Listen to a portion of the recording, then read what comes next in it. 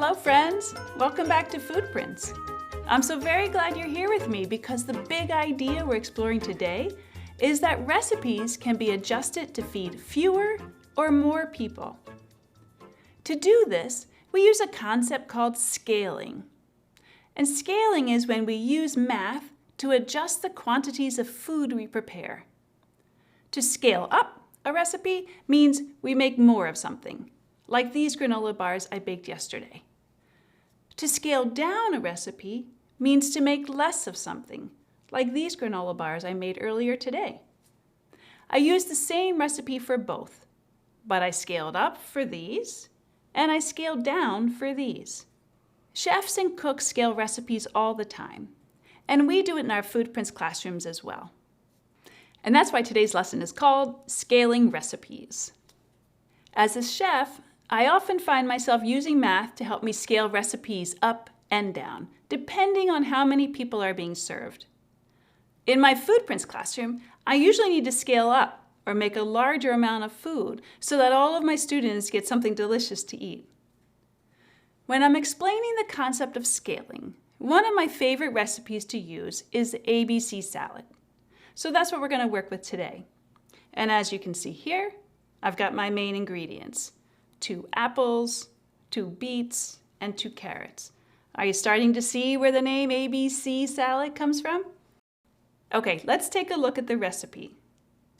You have a list of ingredients, you have the directions that tell you what to do, and over here you can see where it says yield equals 8. That means if you use these ingredients and follow these directions, you should be able to make 8 servings or feed 8 people. So the yield is the number of portions that a recipe makes. And in the case of this recipe, that yield is pretty accurate. Because when I follow this recipe at home, I usually end up with enough ABC salad to feed the 4 people in my family for 2 nights. 4 people eating times 2 nights equals 8 servings. But what if I want to make the same ABC salad recipe in my classroom and I have 24 students? Since this recipe usually yields 8 servings and I need 24 servings, what am I going to need to do? You need to scale up. That's right. 24 is certainly more than 8. So I'm going to need to adjust the recipe and scale up from 8 servings to 24 servings. And this is where we use our math skills.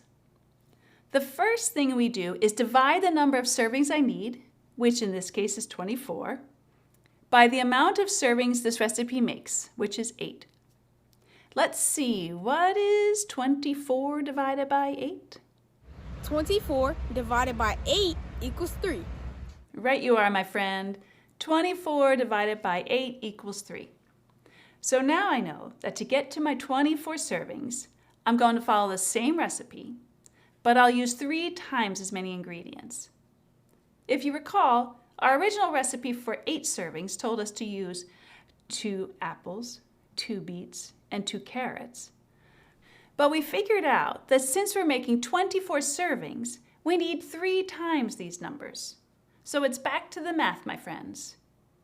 2 apples times 3 equals 6 apples. And here we have 6 delicious apples. And now we do the same with our beets. 2 beets times 3 equals 6 beets. And here we have 6 delicious beets. And finally, our carrots. 2 carrots times 3 equals 6 carrots. And here we have 6 delicious carrots. Now, recipes are very important to follow correctly, but it's also good to use your judgment. So let's use our critical thinking skills for a moment. Do you think this is enough food to feed 24 students?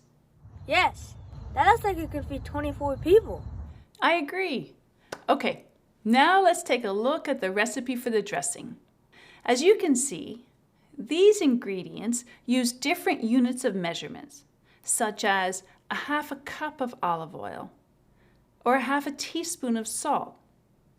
This is a good time to remind ourselves that it's very important to pay close attention to the units of measurement when cooking and baking.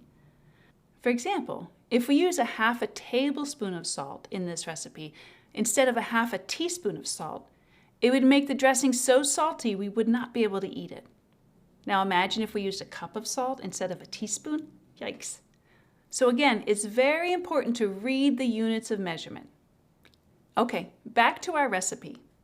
As you know, we're scaling up to increase our yield from 8 servings to 24. That means the ingredients for the salad dressing will now be multiplied by 3. And this can be a little tricky because we need to multiply fractions, but I think you math wizards out there can handle it. The original recipe calls for 1/4 cup of balsamic vinegar. So what do we get when we multiply 1/4 cup by 3? 1/4 times 3 equals 3/4. Very good. 1/4 times 3 equals 3/4. So that means we're going to need 3/4 of a cup of balsamic vinegar.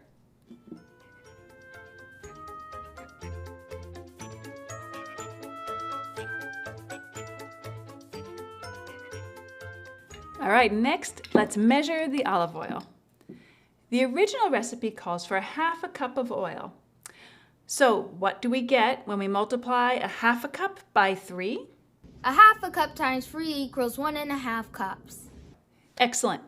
1/2 cup times 3 equals 1.5 cups. So that means we're going to need 1.5 cups of olive oil.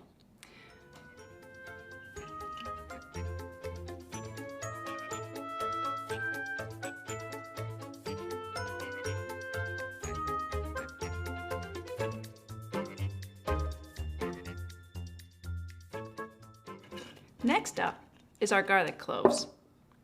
And our original recipe calls for 1 clove of garlic, which looks like this. So if we're going to multiply this 1 garlic clove by 3, we'd have 3 garlic cloves, because 1 times 3 equals 3. However, this is a good time to mention that while it's important to follow recipes when cooking or baking, there's also room for flexibility and personal taste. For example, even though we're scaling up this recipe and multiplying our ingredients by 3, that doesn't mean we have to use all 3 cloves of garlic. Garlic is a strong flavor that can easily overtake a dish. So in this case, you might want to add 1 or 2 garlic cloves and taste it. If you think it needs more, you can always add the 3rd clove later. It's the same with our last ingredient. Our original recipe calls for 1/2 teaspoon of salt. So if we scale up and multiply 1/2 teaspoon by 3, we get 1.5 teaspoons. But just like our garlic, too much salt can ruin a dish. So after you've measured out your 1.5 teaspoons, give it a taste. Just add a portion of it to the dish and then taste it. If you need to add more salt, you can always add the rest later. And that's it. You did a great job scaling up this recipe with me. And now you know how to use math to adjust any recipe to fit the number of people you want to feed.